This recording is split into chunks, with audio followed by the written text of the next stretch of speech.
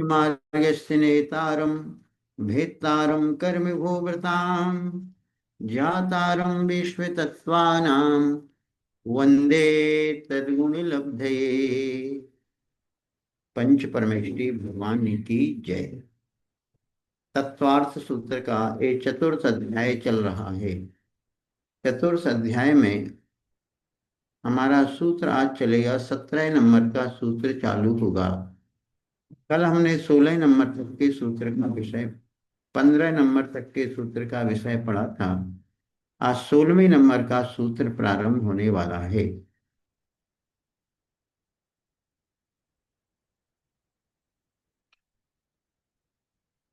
वैमानिका। वैमानिका ने अब वैमानिक देवों का वर्णन प्रारंभ होता है। चतुर्थ अध्याय का पहला सूत्र आया था देवास चतुर्निकाया। देवों की चार निकाय होते हैं, भवनवासी, व्यंतरवासी, ज्योतिषवासी और वैमानिक। तो उसमें से तीन प्रकार के देवों का वर्णन हो चुका था, भवनवासी, व्यंतर, ज्योतिष के का।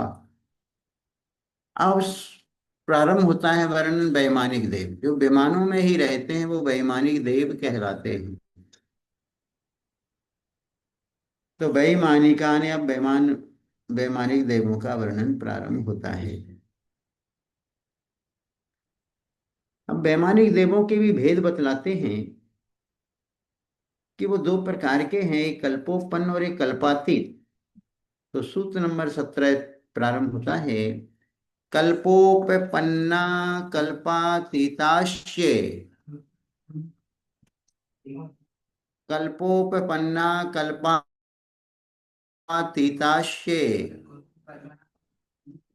वह वैमानिक देव दो प्रकार के कल्पोपपन्न यानी कल्प में जो उत्पन्न होते हैं वो कल्पोपपन्न कहलाते हैं। 16 स्वर्गों को तो कल्प कहा जाता है, क्योंकि पहला दूसरा स्वर्ग एक कल्प हो गया, तीसरा चौथा दूसरा कल्प, पांचवा छठा तीसरा कल्प। खुले खुले रहने दो, कुछ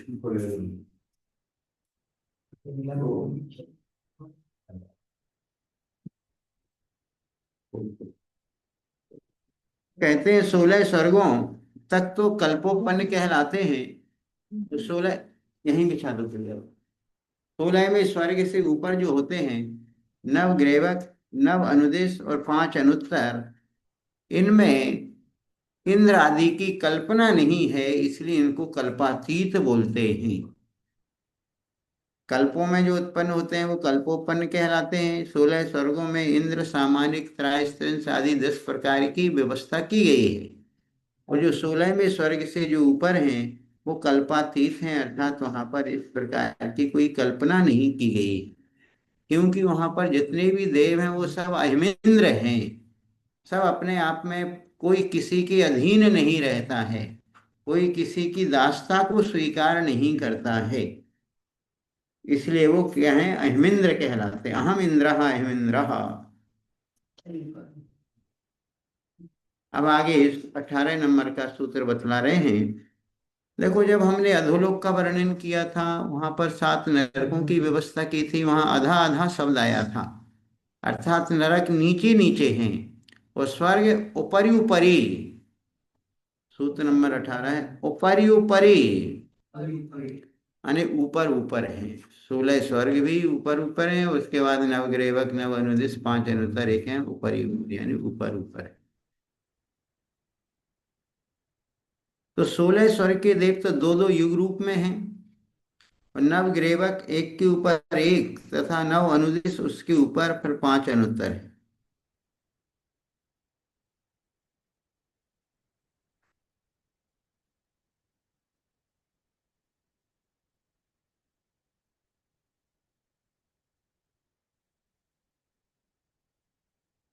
अब आगे वैमानिक में रहने के स्थान बतला रहे हैं कि जो वैमानिक देव कहाँ कहाँ रहते हैं, उनके स्वर्गों के जो कल्प हैं उनके नाम क्या हैं। तो 19 नंबर के सूत्र में ये वर्णन होता है। सौधर्मईशान, सानत कुमार, महेंद्र, ब्रह्म ब्रह्मोत्तर, ब्रह्म ब्रह्मोत्तर, लांतौ कापिष्टे शुक्र महाशुक्र शतार सहस्रारेश्वानत प्राणतयो प्राणतयो रारणाच्युतियोर रारणाच्युतियोर नवसु ग्रेवेह केशु विजय वै जयंत जयंता पराजितेषु सर्वार्थ सिद्धौ च सौधर्म ईशान सानत कुमार महेंद्र ब्रह्म ब्रह्मोत्तर लांतव कापिष्ट शुक्र महाशुक्र शतार सहस्रारेश्वानत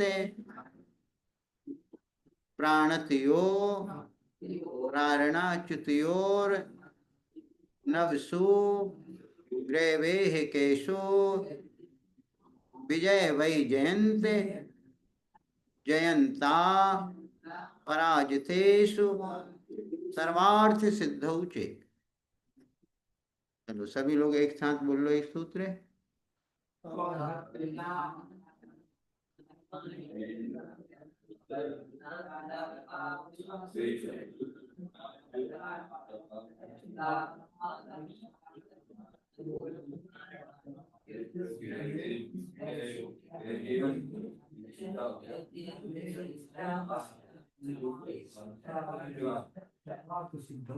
देखो सबसे पहले 16 स्वर्गों के नाम दिए हैं, सौधर्म और ईशान से ऐशान, सौधर्म और ऐशान। पहला स्वर्ग का नाम हो गया सौधर्म, दूसरे का नाम है ऐशान, तीसरा सानत कुमार और चौथा महेंद्र, पांचवा ब्रह्म, छठा ब्रह्मोत्तर, सातवां लांतव, आठवां कापिष्ट, नौवां शुक्र और 10वां महाशुक्र, 11वां सतार और 12वां है सहस्रार सहस्रारीसु।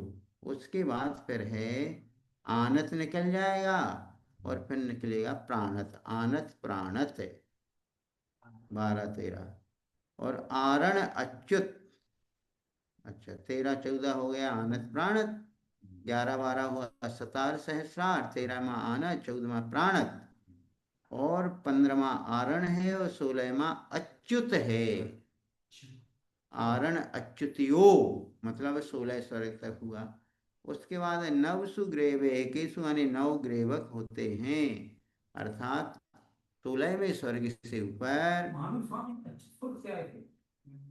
16वें स्वर्ग से नवसु ग्रेवेश 9 ग्रेवक है। फिर विजय वैजयंत जयंत अपराजित और सर्वार्थ सिद्धि, ये 5 क्या हैं? अनुत्तर विमान कहलाते हैं, नवग्रेवक हैं। और 4 शब्द से नव अनुदिश भी लिया जाता है, उनके नाम अलग से नहीं दिए हैं।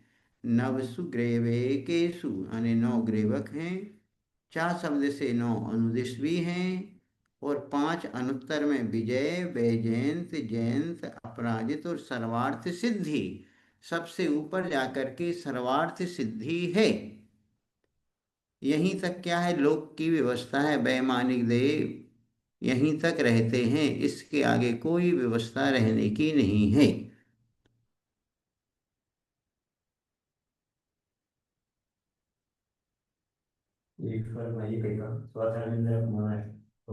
पहला स्वर्ग है सौधर्म, उसका मुखिया है सौधर्म, लेकिन वहां पर रहने वाले विमान बहुत सारे हैं, उनकी संख्या भी है, और वहां पर रहने वाले देवलोग भी बहुत हैं। बस वहां का जो मुखिया है सौधर्म स्वर्ग का, वो कहलाता है सौधर्म इंद्र कहलाता है।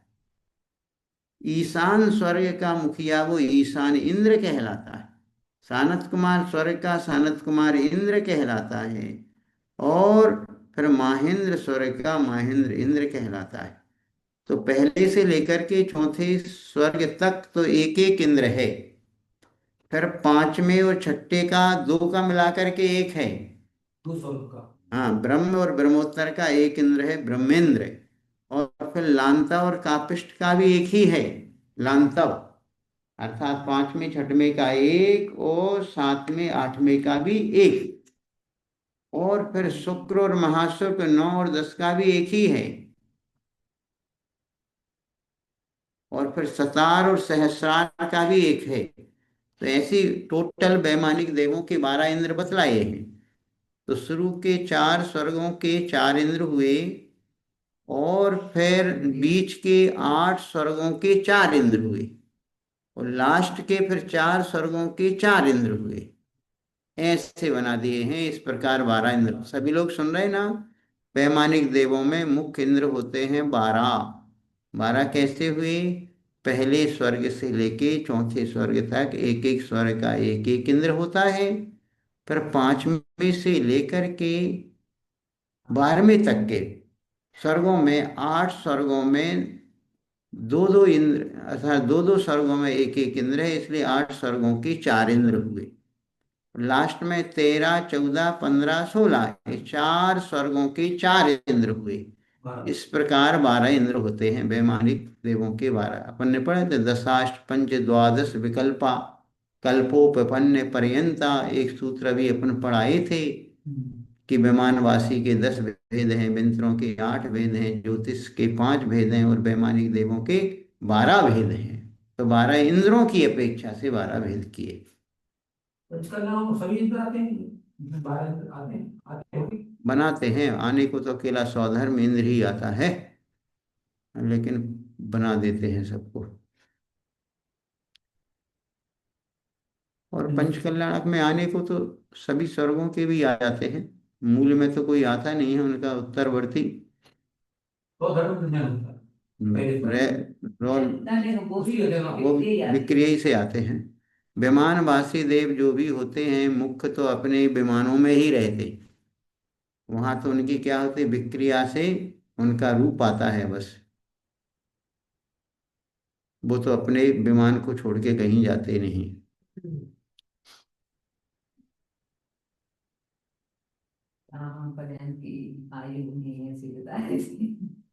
अब देखो, देवों की उत्पत्ति के बारे में थोड़ा सा बता देते हैं। देवों की उत्पत्ति कैसे होती है? सभी नहीं होते। सौधर्म इंद्र एक भावतारी है, सची इंद्राणी एक भावतारी है, लौकांतिक देव सब एक भावतारी है, लोकपाल सर्वार सिद्धि के देव तो एक भावतारी हैं, और विजय आदि 4 के द्विचर्माधिक से अधिक। एक भाव में भी जा सकते हैं, दो भाव भी धारण कर सकते हैं। विक्रिया से बनाते हैं वो, उनकी जो आत्मा है तो उसी प्रकार की वो उनके कुछ प्रदेश यहाँ भी रहते हैं, वहाँ भी रहते हैं। प्रदेश फैल जाते हैं, उनका रूप बना विक्रिया से बना देते हैं। तो 1000 नहीं तो आत्मा प्रदेश तो रहते हैं। हाँ, तो प्रदेश तो रहते, मूल शरीर में रहते हुए कुछ प्रदेश वहां जाते। प्रदेश से शून्य होकर के उनका शरीर कहीं नहीं जाएगा। अब देखो, देवों की उत्पत्ति के बारे में बताते हैं। पूर्वांचल में सूर्योदय की तरह देव उत्पाद शैया से उत्पन्न होते हैं। जैसे पूर्व दिशा में सूर्य उदय हो जाता है सुबह सुबह, ऐसे देवों में, स्वर्गों में इनकी उत्पाद शैयाएं बनी हुई हैं। तो जैसे सुबह सुबह सूर्य का उदय हो जाता है, ऐसे ही ऐसे ही अपने उत्पाद शैया से उठ बैठते हैं वे। उत्पन्न होते ही वे एक अंतर मुहूर्त में उनकी 6 पर्याप्तियां पूर्ण हो जाती हैं, पर्याप्तक बन जाते हैं। आपके बेटे को तो पूर्ण होने में, चलने फिरने में कम से कम साल भर चाहिए। साल भर के बाद वो घुटन घुटन चलने लगता है, लुढ़कने लगता है। लेकिन ये तो अंतर मुहूर्त में, ऐसे जैसे आपका 8 साल का बालक दौड़ लगाता है, 16 वर्ष का बालक, 8 साल का बालक दौड़ लगाने लगता है, ऐसे ये बिल्कुल पूर्ण युवक की तरह अंतर मुहूर्त में नवयुवक की तरह हो जाते हैं। उनका शरीर पूर्ण विकसित हो जाता है, वे 16 वर्षीय किशोर की भांति दिखते हैं। और उनका शरीर नख, केश, रोम तथा सप्त धातुओं से रहित होता है। जैसे ही देव अपनी उत्पाद शैया में उत्पन्न होते हैं, वहां के कपाट स्वतः खुल जाते हैं। इनकी उत्पाद शैयाएं भी बिल्कुल कवर्ड रहती हैं, अलग, जैसे आईसीयू रूम होता है ना, ऐसे ही अलग अलग, हर कोई वहां प्रवेश नहीं कर सकता है। और उनके कपाट स्वयं खुल जाते हैं। उस समय आनंद की भेरी बजने लगती है सब्जी बजाते हैं। और अनुराग से देव देवी नवजात देव की जय जयकार और स्तुति करते उनके स्वागत में खड़े हो जाते हैं। जैसे आपके घर में कोई बालक जन्म लेता है तो थाली बजने लगती है, सब लोग दुकान उकान पे यदि कोई रहता है तो वो भी लोग घर आ जाते हैं जल्दी, सूचना मिल जाती है। समाचार देते थे। हाँ, सूचना मिल जाती है तुरंत कि भाई अब घर में, बस आज आपकी फोन की घंटी बजती है ना, फोन की घंटी बजते ही सब टन टन। तो ये देवों के यहाँ भी व्यवस्था है। आनंद भेरी बजती है और आनंद भेरी बजते ही सब लोग आ जाते हैं, सूचना मिल जाती है मेहमान आ गए। वो तो पास से ही बंद हो जाती है। हम्म। जब मरण होता है देव का, तो पास से ही बंद हो जाती है। मरण का है, मरण पास लिया में थोड़ी हो जाता है ना। मरण तो कहीं भी हो जाए, वो तो बस उनका जन्म हुआ, बस उसके बाद बंद हो गई, बस फिर दूसरे किसी देव का होना है जन्म। अब जैसे भाई तुम्हारे, स्थान को निश्चित ही देते हैं। जैसे तुम्हारे मान लो हॉस्पिटल में प्रसूति का गृह बने रहते बिल्कुल हैं, पर्ची रहती वहां भी तो टेबल वेबल क्या रहती हैं, पलंग बेड वेड रहता है, वहां उनको जाकर के बस एक का जन्म है। हुआ। एक दिन में 10 घंटे डिलीवरी हो जाते हैं, हाँ। ऐसे वो सोफा तैयार में दो भूमि के सब होते ही जाते हैं सब। ओ बंद ही नहीं होती उसके पास से ही ट्रेन चिकती में जाते हैं, दमन समुद्र के सब वो ही नहीं जाते। वो भूमि के हाँ, सब सुनो सुनो, अभी थोड़ी क्लास चल रही है फिर बात। तो उस समय आनंद भेरी बजती है, अनुराग युक्त देव देवी नवजात देव की जय जयकार और स्तुति करते उनके स्वागत में आ जाते। देवों का समूह देख करके जो नवजात देव है वो आश्चर्यचकित हो जाता है, देखता है ये सारी भीड़ क्यों आई है। अपने अवधेयान से वो ये जान करके कि पूर्व पुण्य के कारण मुझे ये पर्याय प्राप्त हुई है, अवधियान से जान लेता है यदि कि वे देखो मैं पूर्व पर्याय में कहाँ था। मान ली मैं पूर्व पर्याय में जबलपुर में था, जबलपुर में हनुमान ताल में रहता था और हनुमान ताल में वहाँ पर के आदिनाथ भगवान की रोज पूजन अभिषेक किया करता था। और मैंने वहाँ पर ऐसा सातिशय पुण्य का बंध किया, फिर मैंने प्रतिमा धारण कर ली, श्रावक के व्रत धारण कर ली और मैंने समाधि पूर्वक मनन करके मैं यहाँ पर स्वर्ग में देव हो गया।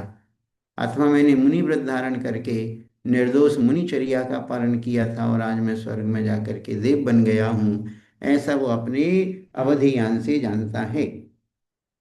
तो उसी समय फिर जो वहां पर सरोवर बने रहते हैं, वो नवजात देव को वहां के जो पूर्व देव हैं उनको वहां सरोवर में ले जाते हैं, वहां पर उसका स्नान कराते हैं। स्नान करा करके फिर पट्ट अभिषेक और अलंकारों को प्राप्त करा करके, अर्थात उनको नए वस्त्राभूषण वगैरह धारण कराए जाते हैं, फिर उनका पट्टाभिषेक किया जाता है।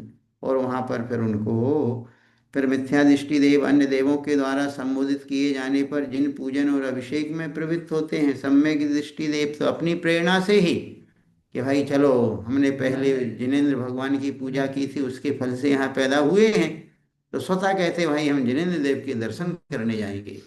जो मिथ्या दृष्टि जीव यदि आ गए हैं तो उनके लिए वहाँ के देव कहते भाई चलो अब पूजन करने चलना है। वे सब लोग फिर मंदिर पहुंच जाते हैं। उसके बाद सभी देव अपनी आयु पर्यंत इंद्रिय सुख सागर में निमग्न रहते हैं और सम्यक दृष्टि देव जिनेंद्र भक्ति करते रहते हैं। बस इन देवों के अधिक से अधिक 4 गुण स्थान होते हैं, इसके आगे इनके कोई गुण स्थान वर्ण नहीं सकते हैं। ये हमेशा तत्व चर्चा में लगे रहते हैं। है। दृष्टि में तत्व चर्चा में लगे हैं। ऐसा दृष्टि में घूमते रहते हैं। बस घूमते रहते हैं बाग बगीचे में। क्या ऊपर में रहते रहते हैं। अरे जैसे यही है श्रद्धाम आते हैं, कोई झूला में झूल रहे हैं, कोई आंवले बीन रहे हैं, तो कोई कैरी बीन रहे हैं, तो कोई इधर उधर की गप्पे लगा रहा है और कोई वहां जा करके भगवान की पूजा पाठ में ही लगे रहते हैं। ऐसी ही जैसी। बस ऐसे ही, इसलिए नाम जैसी रस्म। बस स्वर्ग है। ये अपने यहाँ ऐसे ही है। अपन ने यहाँ पर सब बिल्कुल स्वर्ग बना दिया है, बिल्कुल यथार्थ है वो। इसको ये चाहिए ले लो। जो चाहिए ले लो जिनको। ऐसे ही तो सुध धाम में होता है भैया जी। हाँ, श्रद्धाम में होता है। कछु तो श्रद्धाम में आते हैं आंवले ही लेने आते हैं, आंवले दे दो भैया जी। हाँ, मुझे बता ये हाथ करना है, हाँ, मुझे। सीधे लगते हैं इतने, भैया जी, ये हाँ, वंदना कर रहे छुटकू। कौन छुटकू? ये कौन से आ गया छुटकू? सिद्ध। सिद्धे सिद्ध हैं?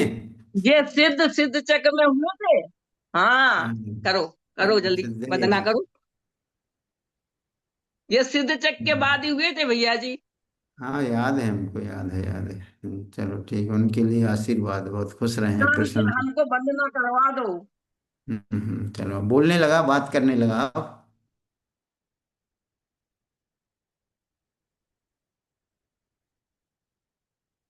अब देखो, वैमानिक देवों में उत्पत्ति का कारण क्या है? संयम तप धारण करने से, व्रताचरण करने से, कसाई की मंदता करने से, धर्मायतनों की रक्षा और सेवा करने से, और समीचीन धर्म का श्रवण करने से वैमानिक देवों में उत्पत्ति होती है। देखो क्या सुना, वैमानिक देव भवनत्रक में तो मिथ्या दृष्टि भी जन्म ले लेते हैं, मिथ्या के साथ जन्म ले लेते हैं, कुतप आदि करने वाले भी वहाँ जन्म ले लेते हैं। लेकिन जो वैमानिक देवों में जन्म लेने के लिए क्या, जिन्होंने संयम तप धारण किया है, व्रत में आचरण किया है, जिनकी कषाय की मंदता रहती है, जो धर्मायतनों की रक्षा में जुटे रहते हैं, धर्म की प्रभावना करते रहते हैं, व्रत नियम संयम के साथ जीवन जीते हैं, ऐसे जीव वैमानिक देवों में उत्पन्न होते हैं।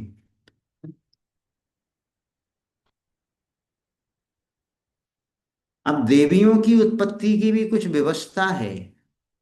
देव तो अपने अपने स्वर्गों में पैदा होते हैं। जिसको मान ले किसी ने 16वें स्वर्ग की आयु का बंध किया तो 16वें स्वर्ग में जाकर के उपाद शैया में जन्म लेगा। लेकिन देवियों की उत्पत्ति का ऐसी व्यवस्था नहीं है। देवियों के लिए तो पहले दूसरे स्वर्ग तक ही जन्म होना है उनका। और यदि उसको 16वें स्वर्ग की देव के साथ उस देवांगना का नियोग है तो उसका जन्म होगा दूसरे स्वर्ग में। और वहां पर वो देव अपने अवधि ज्ञान से जान लेगा कि मेरी नवीन देवांगना वहां पैदा हुई है। कहाँ? दूसरे स्वर्ग में।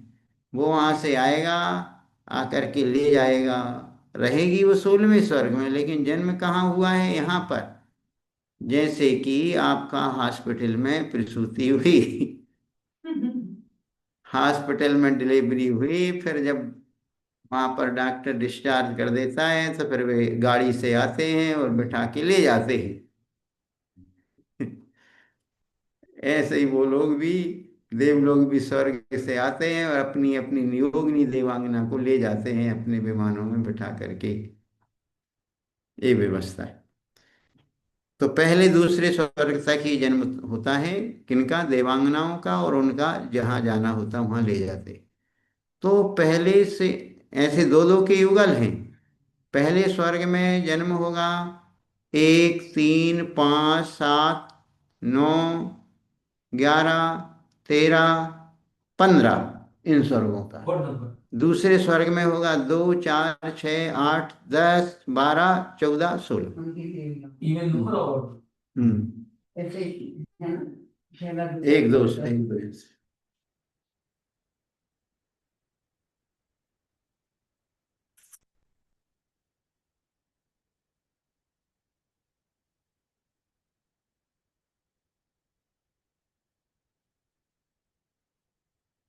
अब वैमानिक देवों में उत्तरोत्तर अधिकता किस बात की रहती है?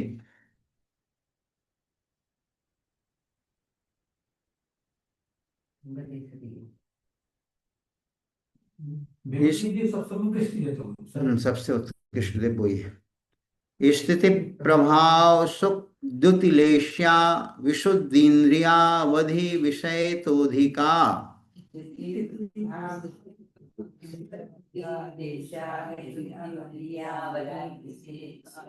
स्थिति प्रभाव सुख द्युतिलेश्या विशुद्धीन्द्रियावधि विषय तोधिका।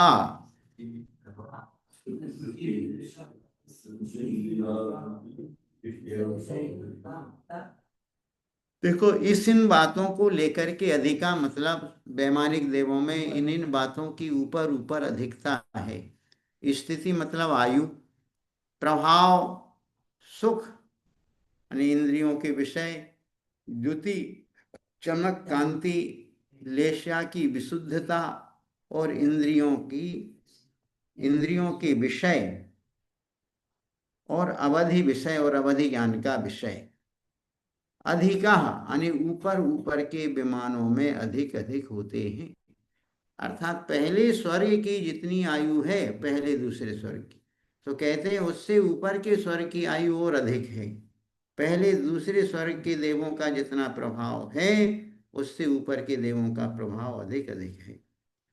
तो आयु मतलब देव बतला दिया, स्थिति मतलब आयु, प्रभाव सुख, द्युति यानी कांति, शरीर वस्त्राभूषण की जो कांति है उसको द्युति बोला जाता है।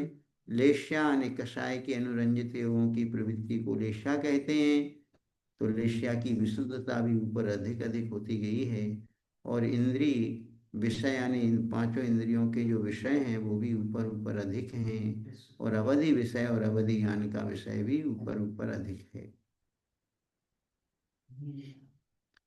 देव गति में रहने का काल आयु कहलाता है। ऊपर ऊपर के देवों में आयु बढ़ती जाती है, आगे जाकर के खुद वर्णन करेंगे। प्रभाव शाप अथवा अनुग्रह करने की शक्ति को प्रभाव कहते हैं। इतना प्रभाव, एक पल की आयु वाले देवों में 6 खंडों को उखाड़ने का और वहां पर रहने वाले मनुष्य और त्रयंचों को मारने की शक्ति रहती है। इतनी एक सागर की आयु वाले देव समस्त जम्बू द्वीप को पलटने और वहां पर रहने वाले मनुष्य और त्रियंचों को मारने व रक्षा करने में भी समर्थ होते हैं। ऊपर ऊपर के देवों में वो शक्ति और अधिक बढ़ती जाती है, लेकिन वे देव कभी अपनी शक्ति का प्रयोग ऐसा नहीं करते। मान लो इतनी शक्ति है, एक माचिस की तीली में इतनी शक्ति है, कितनी शक्ति है कि पूरे नगर को जला सकती है। एक माचिस की तीली यदि यहाँ लगा दी जाए तो आग इतनी भड़क जाएगी कि पूरा नगर जल जाए।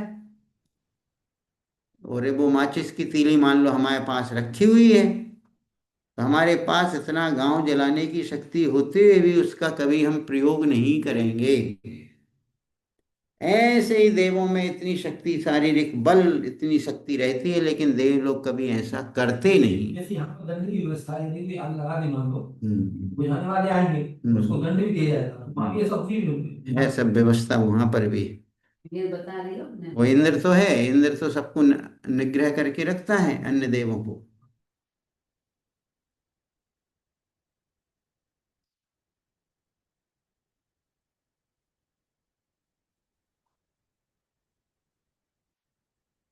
ऐसे ऊपर ऊपर के देवों में अवधि ज्ञान का विषय भी बढ़ता जाता है। पहले दूसरे सौधर्म ईशान स्वर्ग के देव अवधि ज्ञान से पहले नरक की भूमि तक जानते हैं।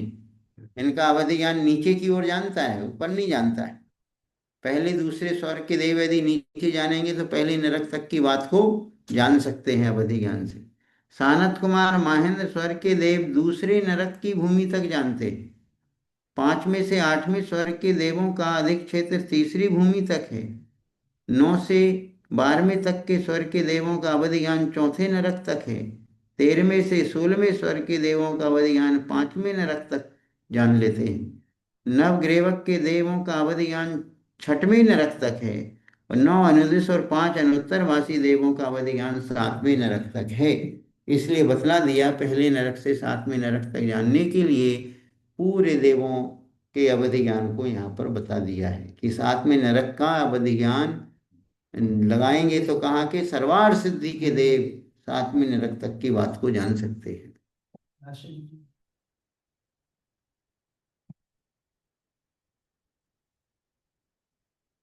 हाँ, प्रेरणा जी दिल्ली से है।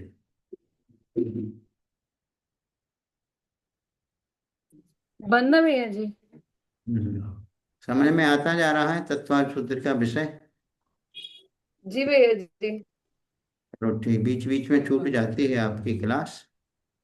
ओ भैया जी, अभी प्रणब में सागर जी महाराज यहीं दिल्ली में विराजमान थे, इसीलिए तो वहां जाना आना होता था, तो फिर क्लास छूट जाती थी मेरी। दीक्षाएं देख ली आपने दिल्ली में? जी जी भैया जी। दीक्षाएं कौन सी जगह से हुई थी? ये चंद्रलोक सादरा से हुई थी। कहाँ से? चंद्रलोक एक वह मंदिर का नाम है चंद्रलोक, वह सादरा से हुई थी भैया जी। अच्छा, शाहदरा में है एक चंद्रोट, कोई नया बना हुआ है? नहीं, पुराना ही था उसी का, मतलब वेदी वगैरह अभी नहीं बनी है तो वहाँ ऊपर। पंचकल्याण हुआ क्या अभी? जी।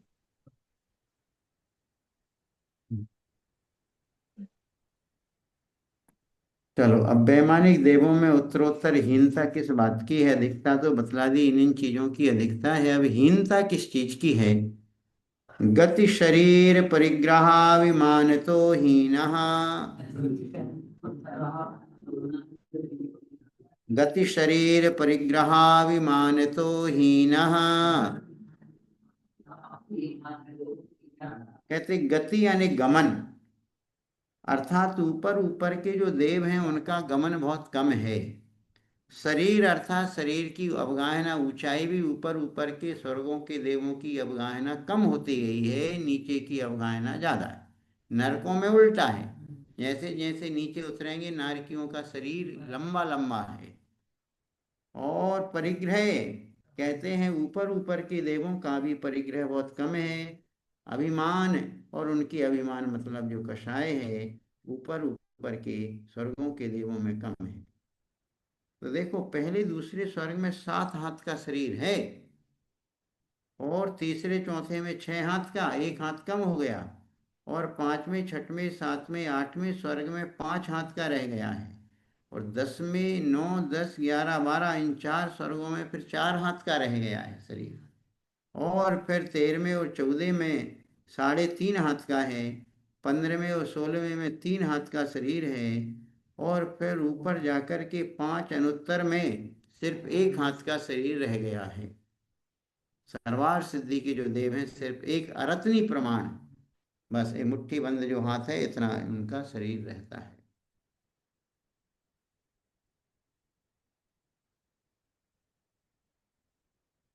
परिग्रह मतलब वहां पर कषाय की हीनता होती गई है, तो वही परिग्रह कम है, बस मूर्छा आसक्ति कम है। भैया जी 20वें सूत्र में द्युति क्या है? द्युति यानी शरीर की कांति और वस्त्राभूषण की कांति को द्युति बोलते हैं, चमक। ऊपर ऊपर के स्वर्गों के देवों की काया बहुत अधिक चमकती हुई, उनके जो वस्त्राभूषण है बहुत अधिक चमकते हैं, दैदीप्यमान होते हैं।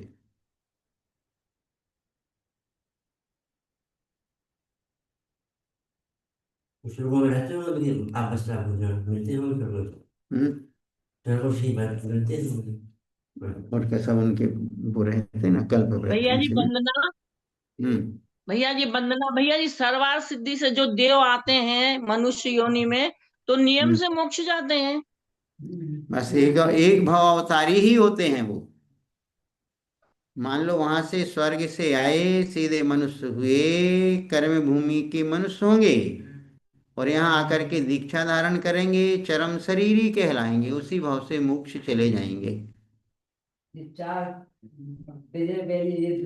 अधिकतम दो, मनुष्य के 2 भाव हैं अधिकतम, एक भाव में भी जा सकते हैं, अधिक से अधिक मनुष्य के 2।